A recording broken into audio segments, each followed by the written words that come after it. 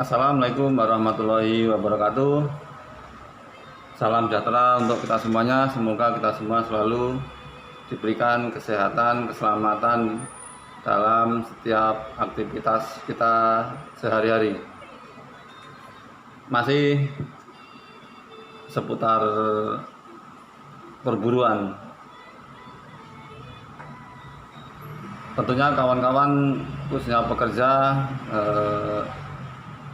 memahami dan mengetahui betul bagaimana kondisi akhir-akhir ini, di mana kita ketahui bahwa kondisi pandemi COVID-19 ini membawa dampak yang sangat luar biasa di semua sisi dan sektor kehidupan, termasuk sektor industri, kemudian sektor ekonomi, sektor kesehatan maupun sektor-sektor yang lain. Dan yang salah satu dampak yang sangat berat bagi hampir semuanya, baik pekerja, masyarakat, dan semua lapisan masyarakat, itu adalah tentang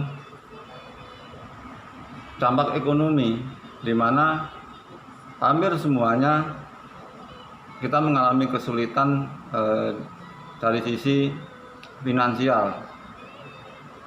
Nah, ini bisa kita lihat dan bisa kita amati sendiri, karena memang banyak sekali sektor-sektor usaha itu hampir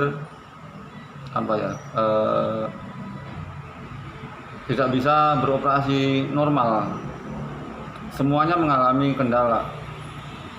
Hampir banyak dari kita kehilangan penghasilan. Yang biasanya lembur juga lemburannya hilang, yang biasanya berdagang juga dagangannya sepi, yang biasanya ngojek juga sepi juga. Pokoknya hampir semuanya mengalami kesulitan dari sisi ekonomi. Nah, lalu bagaimana dengan pekerja itu sendiri? Pekerja juga begitu. Banyak yang pekerja itu mengalami hal yang hampir sama.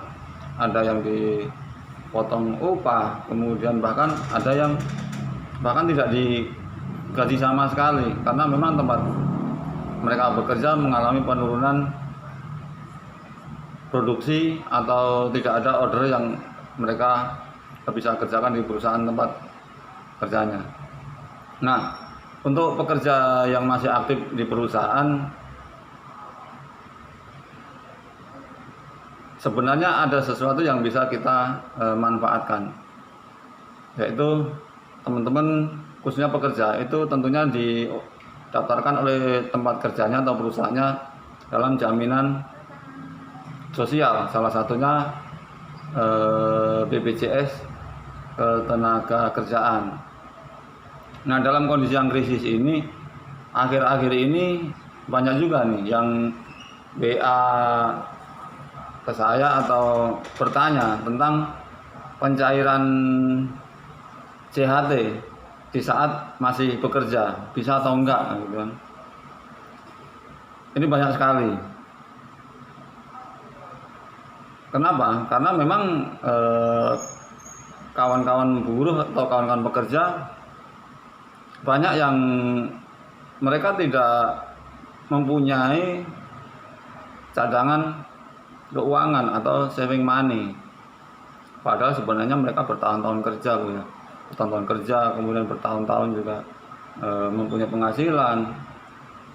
Tapi nggak tahu nih kenapa ini bisa terjadi gitu kan. Di saat kondisi seperti ini bisa membuat mereka harus berpikir untuk mengambil CHT ini di saat masih aktif bekerja. Padahal CHT itu bisa kita bisa kita anggap sebenarnya itu adalah simpanan atau tabungan yang nanti bisa kita manfaatkan ketika kita sudah tidak lagi bekerja atau artinya pensiun. Artinya di situ sebagai pengganti penghasilan kita di saat kita sudah tidak lagi bekerja. Nah, harusnya pemanfaatannya di sana. Tetapi dengan kondisi ini ternyata banyak juga kawan-kawan buruh atau kawan-kawan pekerja yang kepikiran untuk mengambil JHT-nya. Nah, memang di undang-undang, khususnya di peraturan pemerintah itu nomor 46 tahun 2015, yaitu tentang penyelenggara program jaminan hari tua. Di situ memang diatur bahwa pekerja bisa melakukan pencairan dana JHT di saat masih aktif bekerja, tapi ada syarat-syaratnya, yaitu minimal telah menjadi kepesertaan kurang lebih 11 tahun.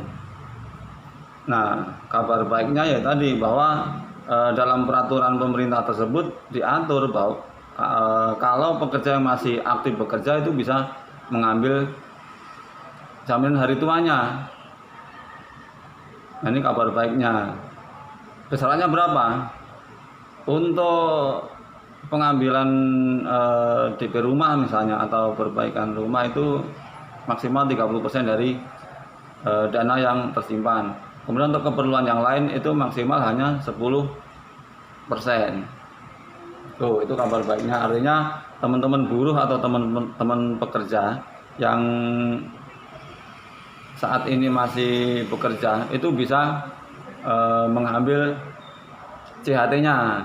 Itu kabar baiknya, yaitu 10%. Akan tetapi ini ada tetapinya nih.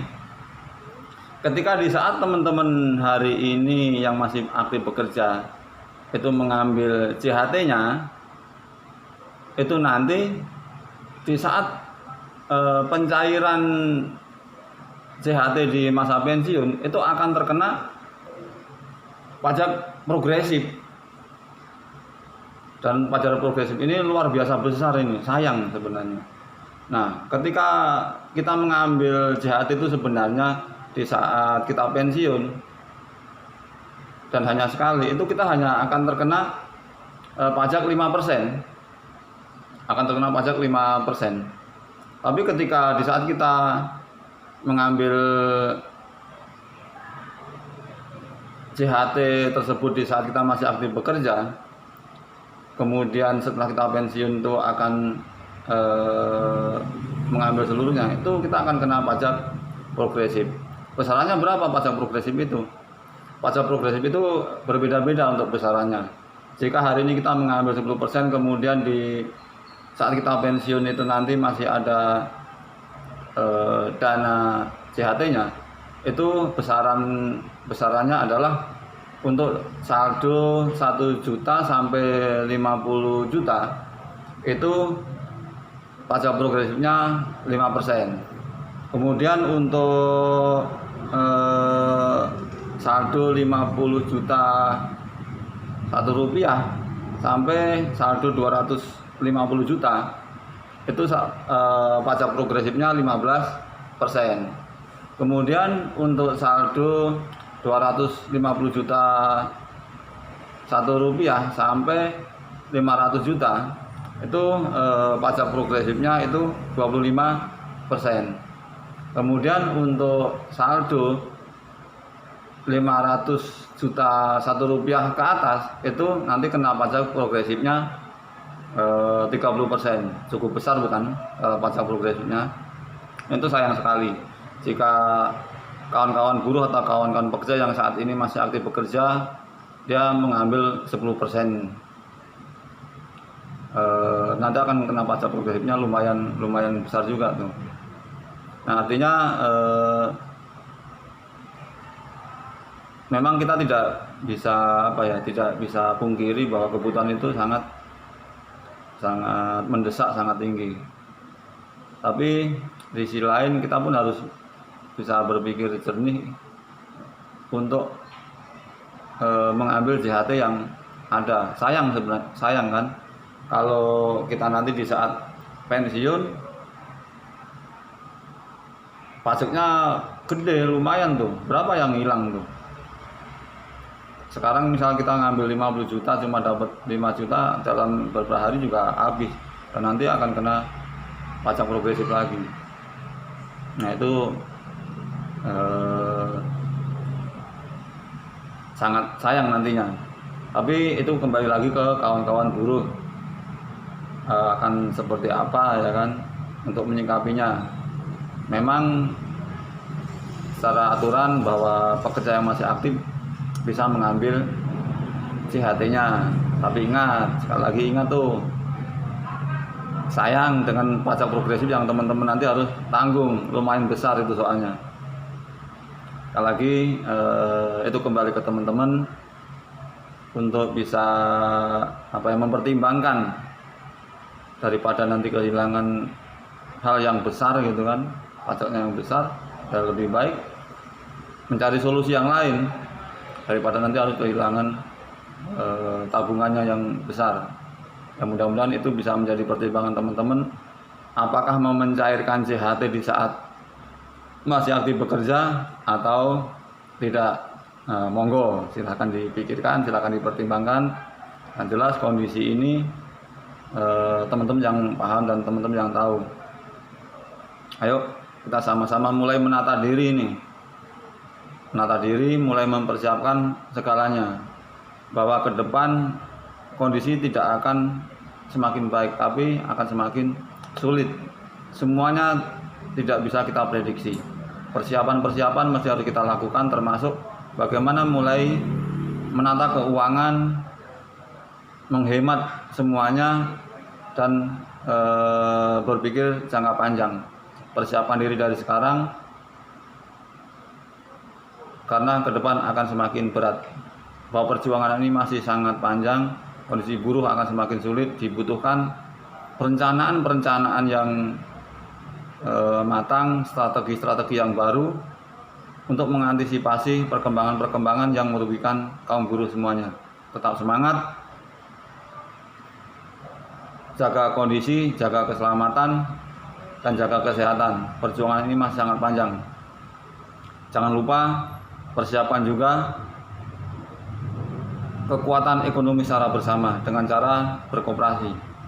Buruh harus berserikat dan berkoperasi kalau tidak ingin semakin terpuruk.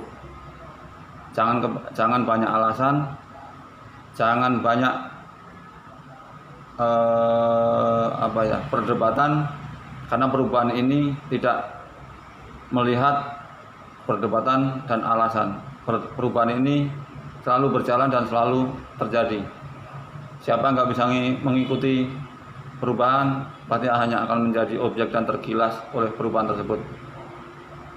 Ayo kita siapkan masa depan bersama dengan cara berserikat dan berkooperasi bersama. Sejahteralah kaum buruh Indonesia. Assalamualaikum warahmatullahi wabarakatuh. Hidup buruh, hidup buruh, hidup buruh.